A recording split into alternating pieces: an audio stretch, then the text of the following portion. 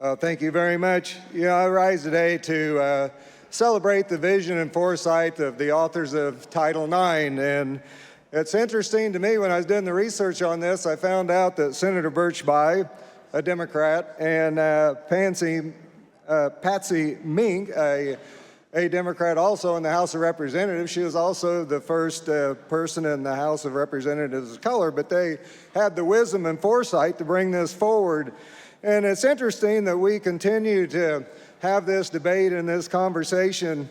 It's been a little bit of a snapshot of our culture and the slouching to Gomorrah that we see here. And, when we think about the things that we've been debating on this House floor, such things like what's the appropriate age to kill a baby? Should we have tampons in women's restrooms, et cetera, or in men's restrooms, excuse me, et cetera, et cetera. But the list goes on and on. It's almost embarrassing to me as a Christian to have to even have conversations, to live in a pretend culture and live in a fantasy land. I know I had this conversation with my sons, and I said, boys, if you're ever bleeding in your pelvic area, you're not having your period. What you're having is a medical emergency, and you better get to the hospital. But it's amazing to me that we trot out all these red herrings and we gaslight the citizens of Illinois and try to get them to think that the Republicans are picking fights with kids, when the reality is we're standing for women's rights and the women's right to privacy.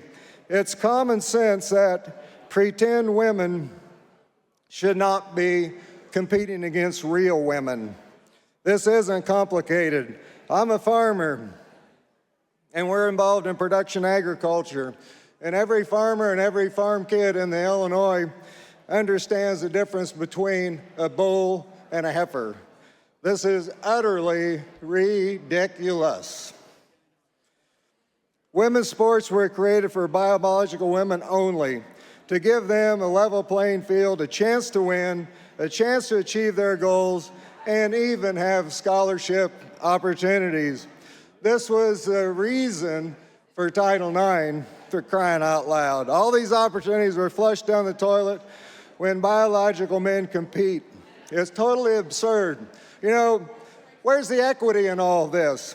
Everyone should agree that women need their privacy, but not the woke mob, the so-called safe spaces for men who want to dress up and pretend to be a girl. Those days should have been long gone.